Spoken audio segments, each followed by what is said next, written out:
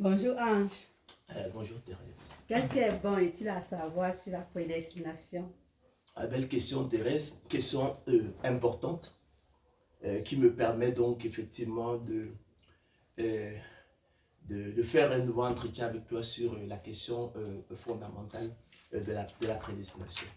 Alors qu'est-ce qui est bon et utile à savoir sur la prédestination? Je dirais déjà Thérèse que c'est la sainte doctrine, c'est une sainte doctrine.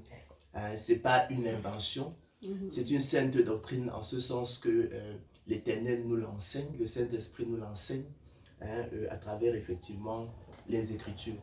Pour cela déjà, il faudrait donc en parler et non vouloir taire le sujet.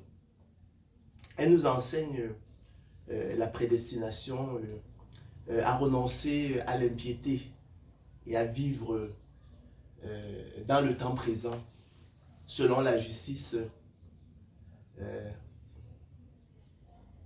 la sagesse, en attendant la bienheureuse espérance et la manifestation de la gloire de notre Dieu, le Seigneur Jésus-Christ qui revient très bientôt. L'Écriture nous enseigne aussi que sans elle, personne ne serait sauvé, Thérèse. Sans la prédestination, personne ne serait sauvé. La prédestination constitue un acte d'amour. Ça aussi, il faut le rappeler, c'est un acte d'amour. Et Dieu, au regard effectivement de la mort spirituelle de l'homme animal, il use donc de la prédestination pour sauver son peuple. Voilà, donc c'est la voie de salut, la seule voie de salut efficace.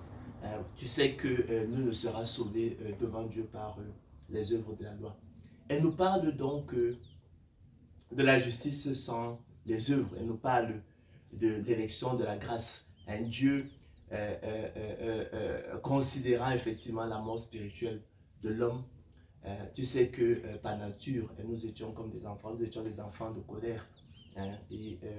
Donc sans regarder effectivement à notre mort spirituelle, sans regarder à notre péché, dans son amour selon son propre dessein, le bon plaisir de sa volonté, il nous met à part, il nous a mis à part, nous élus de Dieu dès avant la fondation du monde. Il nous fait autant marquer le don de la foi par laquelle effectivement nous pouvons croire, nous pouvons répondre favorablement à son appel. Il nous invite, il nous équipe, je veux dire, pour nous rendre aptes et capables non seulement de discerner quelle est la volonté de Dieu, ce qui est bon, agréable et parfait, mais aussi de la faire efficacement de façon à accomplir l'esprit de la loi, que je distingue parfaitement de la lettre de la loi. La lettre de la loi, comme tu le sais, qui tue, mais l'esprit de la loi nous vérifie.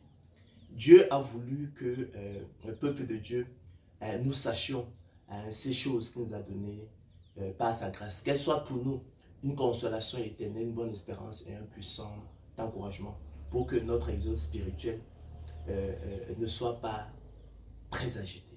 Parce que notre ennemi, le diable, érode pour nous pourrir la vie. Mais que ayant effectivement l'assurance de notre salut, parce qu'elle nous donne l'assurance du salut, que nous ayons la paix. Que nous y trouvions une consolation éternelle, une bonne espérance et un puissant encouragement. Je l'ai dit, Thérèse, sans l'élection de la grâce, personne ne serait sauvé. D'accord? Elle nous invite à sentir notre misère. Elle nous invite à prendre conscience de notre indignité. Et elle nous invite, elle nous exhorte à la reconnaissance, à la gratitude, à l'humilité, à la patience, à la bonté.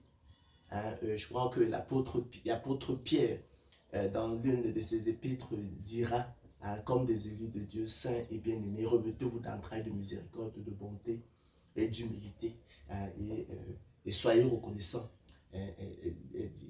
dira-t-il. Donc il s'agit finalement, Thérèse, d'un plan de miséricorde divine, et qui s'oppose effectivement à la loi, qui elle est un plan de condamnation et qui nous condamne tous. Il est essentiel, Thérèse, que les gens comprennent ces choses-là.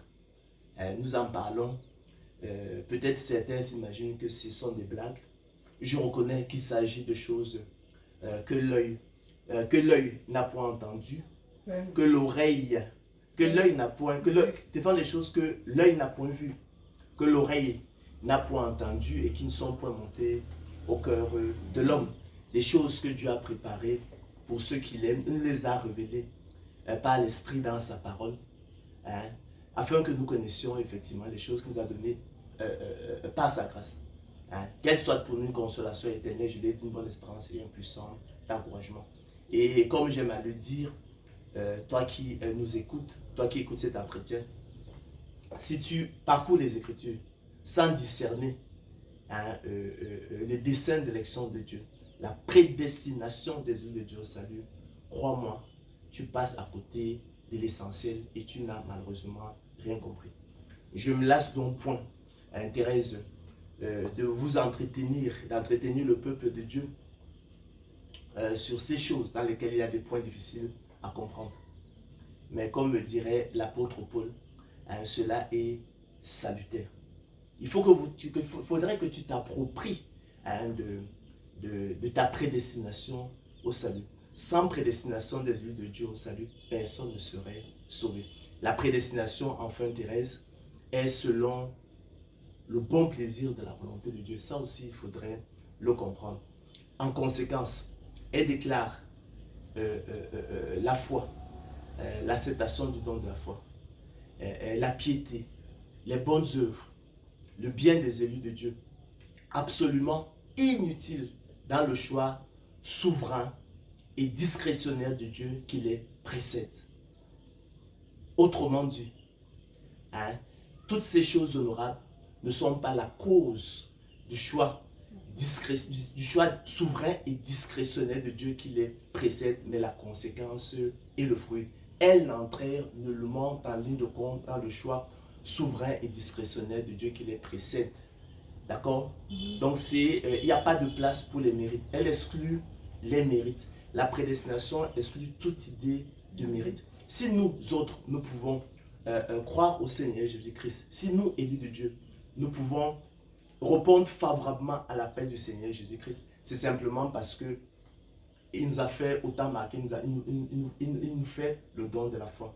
Il nous attire efficacement à lui. Ça, il ne l'a pas fait pour le monde. Et c'est pourquoi le monde, effectivement, ne peut pas venir à lui. Ça, c'est l'un des enseignements fondamentaux de la parabole, effectivement, des convives. Voilà, Thérèse, je pense, ce qui est bon et utile à savoir sur la prédestination. La prédestination des élus de Dieu au salut, qui est selon le bon plaisir de la volonté de Dieu. Merci, Ange. Ben, c'est moi, Thérèse, qui te remercie.